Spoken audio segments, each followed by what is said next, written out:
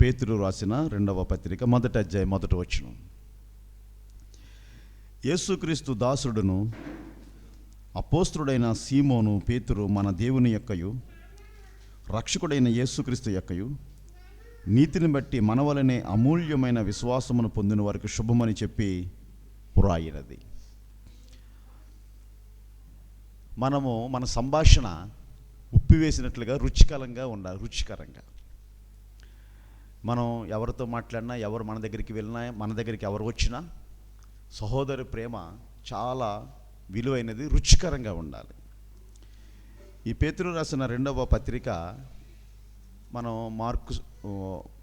మత్తయి సువార్త, మార్కు సువార్త, లూకా సువార్త, యోహాను సువార్త, ఈ 4 సువార్తలు చూస్తున్నప్పుడు వారు 3.5 సంవత్సరాలు ప్రభువుతో ఏదైతే విన్నారో అవి జ్ఞాపకం పెట్టుకుని రాశారండి. ప్రభువు ఉన్నప్పుడు అలా లైవ్ రాయలేదు వాళ్ళు. ప్రభు చనిపోయిన తర్వాత, పునరుద్ధరణ అయిన తర్వాత, పరిశుద్ధాత్మను పొందిన తర్వాత వారు క్రీస్తు కొరకు రాయబారులుగా నిలబడి వాళ్ళు చెప్తున్నటువంటి సాక్ష్యాలు, అది చాలా గొప్ప విషయం అండి. ఎంత గొప్ప విషయం అంటే, మన వరల్డ్లో 7 వండర్స్ ఉంటాయి. అసలు ఆ 7 వండర్స్ కంటే ఒక 8th వండర్ కంటే చాలా విలువైంది దేవుని యొక్క వాక్యం. చాలా అద్భుతమైనది. ఎందుకంటే ప్రభువారు లేనప్పుడు, అంటే ఆయన పునరుద్ధానుడై తిరిగి లేచి వెళ్ళిన తర్వాత ఆయనతో ఉన్నప్పుడు ఏ కంటితో ఏం చూశారో, చేతులతో వేటిని తాకారో, ఆయనతో ఎలా ట్రావెల్ చేశారో, ఎలాగ ప్రయాణం చేశారో అవన్నీ జ్ఞాపకం ఉంచుకుని యాజ్ ఇట్ ఈజ్గా రాయటం అంటే అది సామాన్యమైన విషయం కాదు. కేవలం పరిశుద్ధాత్మ ప్రేరేపణ వలన రాసినటువంటి వాక్యం. అందుకని యేసుక్రీస్తు దాసుడును, నేను మనుషులకు దాసుడిని కాదు. ఎవరికి దాసుడిని? యేసుక్రీస్తుకి. I'm servant of the lord. నేను దేవుని సేవకుడిని. మరి చాలామంది సేవకులు ఉన్నారు, కానీ నేను సృష్టికర్తని దేవుని సేవకుడిని. మన ప్రార్థన దేవుడు వినాలంటే మనం దేవునికి యజమానుడిగా ఉండకూడదు. కొంతమంది ప్రార్థన దేవుడిని కమెండింగ్ చేసేస్తారు. నువ్వెందుకు చేయవు ప్రభువా, నువ్వెందుకు ఇవ్వవు ప్రభువా. అందుకనే ప్రార్థనకి జవాబు, ప్రతిఫలం రాదు. యేసుక్రీస్తు దాసుని నేను. ఆయన చెప్పాలి, ఆయన చిత్తం నా జీవితంలో జరగాలి. ఆయన ఇష్టం అంటే లేఖనానుసారముగా, వాక్యానుసారముగా, ఆత్మానుసారముగా, స్క్రిప్చర్స్ ఉన్నట్టుగా ఆయన వాక్యం నా జీవితంలో జరగాలి. నేను ఆయనకి దాసుణ్ణి. ఆయన నాకు లార్డ్,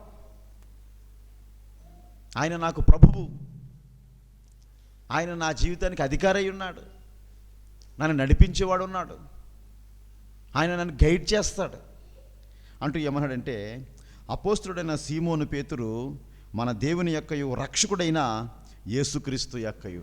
ఈ క్రిస్మస్ నెలలో రక్షకుడు, రక్షణ, మనం అందరం కూడా రక్షించబడిన వారిగా ఉండాలి.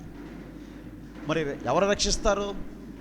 ప్రభువే తన రక్తం ఇచ్చి మనల్ని రక్షించుకుంటారు. అంతే, రక్షించబడిన నాశం మనకు ఉండాలి. చాలామంది రక్షణ వైపు రారండి. రక్షణ అసలు చాలామంది ఈ రోజుల్లో కూడా రక్షణ కోసం ఎవరు చెప్పట్లేదు. స్వస్థతలు ఉన్నాయి, లేకపోతే టచ్, లేకపోతే ఈవులు ఉన్నాయి, లేకపోతే మీరు బ్లెస్ అయిపోతారు, లేకపోతే మీరు ఆశీర్వించబడిపోతారు.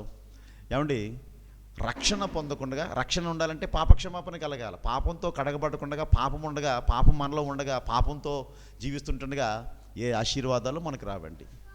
దేవుడు మనల్ని బాగు చేయాలన్నా, స్వస్థపరచాలన్నా, ఆశీర్వదించాలన్నా మనం మొట్టమొదటిగా పాపం లేని వారుగా, అంటే యేసుక్రీస్తు రక్తంలో కడగబడిన వారు. అందుకనే మన దేవుని పేరు రక్షకుడు. ఎవరండి చెప్పండి బ్రదర్స్? రక్షకుడు, సేవియర్ అయిన.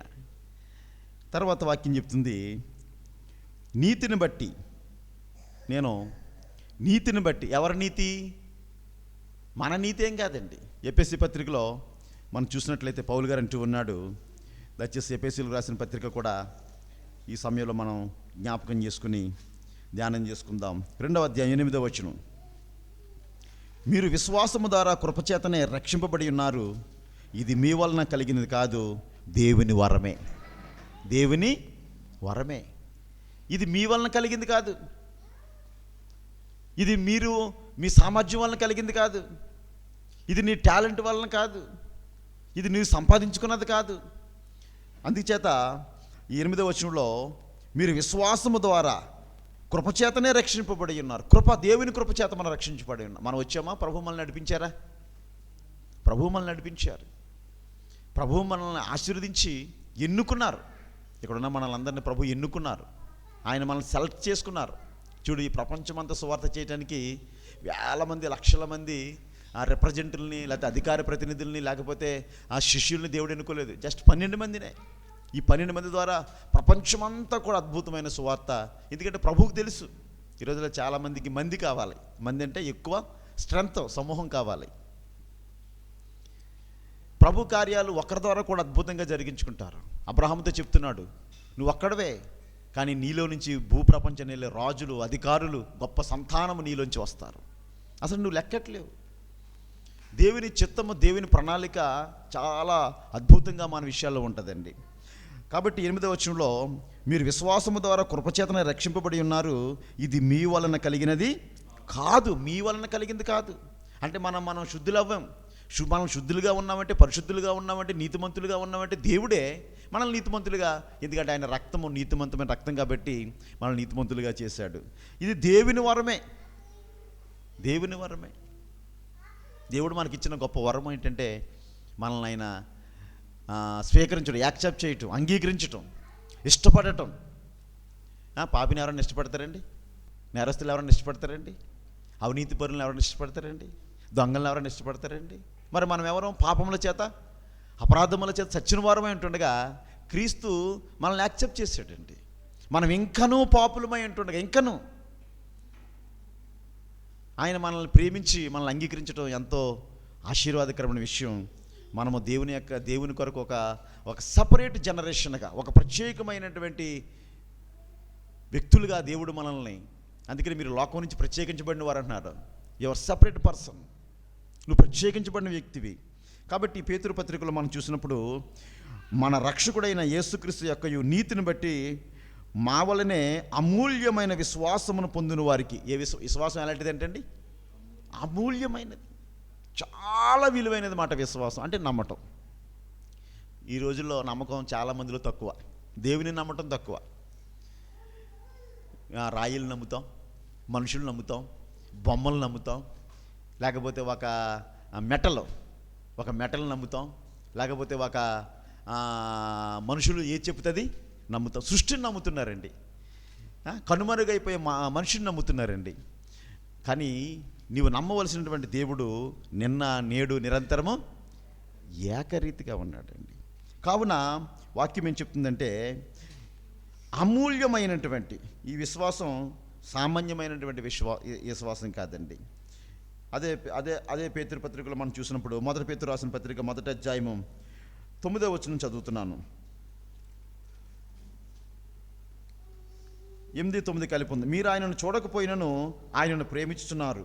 ఇప్పుడు ఆయనను కన్నులారా చూడకయే విశ్వసించుచు మీ విశ్వాసమునకు ఫలమును అనగా ఆత్మరక్షణను పొందుచు చెప్పనాశక్యము కాని మహిమాయుక్తమైన సంతోషము గలవారే ఆనందించుచున్నారు. ఆత్మరక్షణ పొందుకు అంటే ఈ విశ్వాసం మనల్ని, ఈ నమ్మకం మనల్ని ఈ దేవుని మీద ఈ బిలీవ్ ఉంచాలి దేవుని మీద. సహజంగా సంఘాల్లో ఏం జరిగితే తెలుసండి, ఏదైనా చిన్న బలహీనత వస్తే తగ్గకపోతే ఈ తాడు కట్టించుకుంటే వెళ్ళిపోతారు. తాడు మీద నమ్మకం ఉంటుంది. అంటే ఆ జ్వరాన్ని తగ్గించే శక్తి తాడుకుంటుందా? అది మన యొక్క మూఢ విశ్వాసం. ఎవరో ఏదో చెప్తే ఆ విధంగా మనం నడుచుకుంటూ ఉంటాం. అందుకనే మన తండ్రి, మన ప్రభువు, మన రక్షకుడు విశ్వాసమునకు కర్త. ఆయన విశ్వాసానికి ఫౌండర్. ఆయనే ఫౌండరు, దాని నిర్మాణకుడు అయిన విశ్వాసమునకు కర్త, దాన్ని కొనసాగించేవాడినైనా యేసు వైపు చూడాలి. ఈ రోజుల్లో చాలామంది ఏమంటారంటే మా చర్చికి రండి, మా చర్చిని చూడండి. ఏం చూడండి? చర్చిని చూడండి. మళ్ళీ చాలామంది ఏమంటారు, మేము మంచి సంగీత కచేరీ పెట్టాం, ఆర్కెస్ట్రాని చూడండి. కొంతమంది ఏమంటారు, మేము పెట్టే భోజనాలు చూడండి. మేము సభకి వేల మంది వచ్చేస్తున్నారు, మా సమూహాన్ని చూడండి. వాటిని కదండి చూడవలసింది. విశ్వాసమున కర్తయు దాన్ని కొనసాగించేవాడినైనా యేసును చూడమని ఎవరు చెప్పట్లేదండి. యేసును చూస్తే మనకు వెలుగు, రక్షణ, ఆశీర్వాదము, నిత్యజీవం, స్వస్థత ఉంది, మేలుంది. యేసును చూడాలండి. కానీ యేసును సమర స్త్రీ అంటుంది, వచ్చి చూడుడి నేను చేసినవని నాతో చెప్పాడు. మెస్సయ్య, మనం ఏ మెస్సయ్య కోసం చూస్తున్నాం? మెస్సయ్య అక్కడ ఉన్నారు, యాకోబు దగ్గర రండి, వచ్చి చూడండి. యేసుని చూసేవారిగా మనం ఉండాలి. అంటే మన మనోనేత్రాలు తెరవబడాలి, వెలిగింపబడాలి. ఎప్పుడు జరుగుతుంది? మనము దేవునికి యజమానులుగా ఉండాలా, దాసులుగా ఉండాలా? దాసులుగా ఉండాలి. కావున యేసుక్రీస్తు అపోస్తుడైన పేతురు, మొదటి వచనం, యేసుక్రీస్తు అపోస్తుడైన పేతురు తండ్రి అయిన దేవుని భవిష్యత్తు జ్ఞానమును బట్టి. ఏ జ్ఞానం అండి? అంటే ఫ్యూచర్ దేవునిలో ఉంది. ఫ్యూచర్ ఎవరికైనా తెలుసండి? ఎవరికి తెలియదండి. మనం ఎలాగుంటామో, ఏమై ఉంటామో మనకి దేవునికి తెలుసు. అందుకనే దావీదు ప్రార్థన చేశాడు, దేవా ఎక్కలేని ఎత్తైన కొండపైకి నన్ను. మంచి ప్రార్థన. ఆశ ఉండాలండి. ఆశ ఉంటే ఆశీర్వాదం ఉంటుంది. ఆ ఆశ దురాశ ఉండకూడదు, ఆ ఆశ పెరాశ ఉండకూడదు, ఆ ఆశ స్వార్థంతో ఉండకూడదు. ఆత్మీయంగా ఆ బెత్లెహేములో ఉన్న దావీదు ఆ యెరూషలేము పర్వతాలు చూస్తున్నాడు. అంటే దావీదు చేసిన ప్రార్థన, ఆ పర్వతాలు చాలా ఎత్తుగా ఉన్నాయి, ఆ ఎత్తైన పర్వతాలు నేను ఎక్కలేను, అంచేత నేను ఎక్కలేనంత ఎత్తైన కొండపై నన్ను ఎక్కించని ప్రార్థన చేస్తే దేవుడు దాన్ని ఎలాగా తీసుకున్నాడో, దావీదా నా ఇష్టానుసారుడా, నా హృదయానుసారుడా, నా చిత్తాన్ని నెరవేర్చేవాడా, నీవు యెరూషలేము అంటే బెత్లెహేము నుంచి యెరూషలేము 10 కిలోమీటర్ల లోపే. ఈ 10 కిలోమీటర్ల లోపల ఉన్న పర్వతాలు ఎక్కడానికే సహజంగా యవనస్తుడైనటువంటి దావీదు చూస్తూ, నేను వాటిని ఎక్కలేను, నేను యవనస్తుడిని, నన్ను ఎక్కించుమని ప్రార్థన చేస్తున్నప్పుడు దేవుడు, మన దేవుడికి ఉన్న పేరు ఏంటంటే, అడుగు వాటికంటే, చెప్పండి, ఊహించు వాటికంటే అత్యధికముగా చేయగల దేవుడు కదా. అందుకనే నిన్ను ఆ యెరూషలేముకే రాజుగా చేసేస్తాను.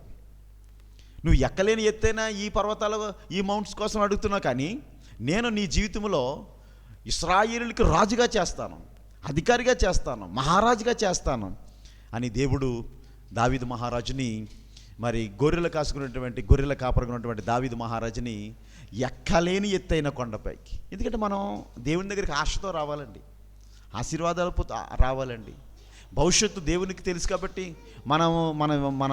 మన జీవితాన్ని దేవునికి అప్పగించుకుని మనం దేవునికి ఇష్టంగా ప్రీతికరంగా, మన ఇష్టం కాదండి, దేవునికి ఇష్టంగా ప్రీతికరంగా మనం ఉన్నప్పుడు అంచేత ఈ ఆరాధన ఎంతో ఆశీర్వాదం.